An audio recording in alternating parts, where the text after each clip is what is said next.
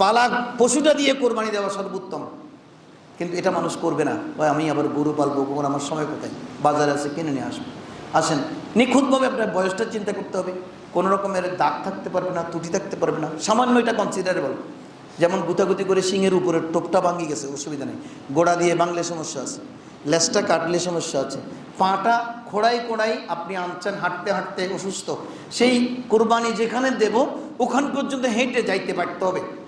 যদি একেবারে লাল গায়ে নিতে হয়, ওটা দিয়ে কোরবানি হবে না। আর বেশি মেরা পশু, বখিল লোক, তাই বাজারে খুঁজতে সবচেয়ে মেরাটা, কয় কি ব্যাপার মেরাটা কেন, পয়সা কম, ওটা কোরবানি হবে না। হাড্ডি দেখা গেলে কোরবানি হবে না, কারণ আল্লাহ বলেছেন প্রিয় জিনিস দেওয়ার জন্য। আরে তোমার হাড্ডি তো দেখা থাকলে ওটা আর প্রিয় হলো না, ওটা তো বিমারওয়ালা যে বোঝা গেছে, ওটার কলিজা যে পোকায় খায়া ফেলছে, এটার ফুসফুসে যে ক্যান্সার ঢুকছে এটা বোঝা গেছে।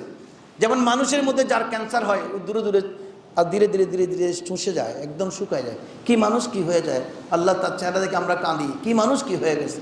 গরু যেটারে ক্যান্সারে ধরে ওটা শুকায় যায়, তো ক্যান্সারওয়ালা গরু কি আপনি কোরবানি দিবেন? এই জন্য এই মাসালাগুলো মনে রাখবেন এবং সকলেই নিখুঁত পয়সা দিয়ে আপনি কোরবানি করার চেষ্টা করবেন। রাসূলুল্লাহ যেভাবে বলেছেন কোরবানি আল্লাহর জন্য দিয়ে ওটাকে 3 ভাগে গোস্ত ভাগ করে, আত্মীয় স্বজনকে 1 ভাগ, নিজেদের মধ্যে 1 ভাগ, তারপরে প্রতিবেশী আমার গরিব মানুষ যারা তাদেরকে 1 ভাগ দেবেন। হ্যাঁ, কারো যদি 1 ভাগ কোরবানি করতেছেন, দেখেন অপশন দেখেন, আমার রাসূল কত বেশি দয়াবান।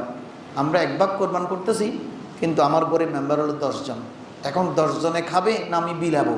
তখন রাসূল বলেছেন 1 টুকরা কাউকে না দিলেও কোরবানি হয়ে যাবে, তুমি পুরোটাই তোমার ঘরের মেম্বারদেরকে নিয়ে খেয়ে ফেলবা। গরিব হলে কিন্তু আমি পুরো গরু দিচ্ছি, পুরো গরু ফ্রিজে ঢুকাচ্ছি, কাউকে দিচ্ছি না, এটা নিয়ে সমস্যা। এই তখন আপনাকে চিন্তা করতে হবে। আরেকটা বিষয় হচ্ছে যে কোরবানি যারা ভাগে করবেন, আমাদের দেশে ভাগে কোরবানি করনেওয়ালা বেশি, যেহেতু আমরা টাকা পয়সার কথা চিন্তা করি বা আমাদের গরিব মানুষ বেশি, সুযোগ নেই। কিন্তু এই অবস্থায় আপনি ভাগে যাদেরকে করবেন, আমি গত জন্য বলেছি ওদেরকে চুজ করবার জন্য আপনি করবার সময় আপনি সতর্ক, খুব সতর্ক। যদি পাওয়া না যায় আপনি ছাগল, ভেড়া, দুম্বা দেওয়ার পরে আবার গোস্ত বাটখারা দিয়ে মাপবেন। আপনার ভাইয়ের সাথে যদি আপনি ভাগে কোরবানি করেন একেবারে বাটখারা দিয়ে, হুজুর কেন বাটখারা, কেন বাটখারা হচ্ছে জন্য ওনার বিবি বাচ্চাদের মধ্যেও যেন কোনো রকমের মনের মধ্যে কোনো রকমের খুঁত না থাকে। কারণ আমার দরকার নাই গোস্ত নিয়ে আমি প্রতিযোগিতা করছি না, আমি আল্লাহ এবং রসুলের রেজামন্দি চাই।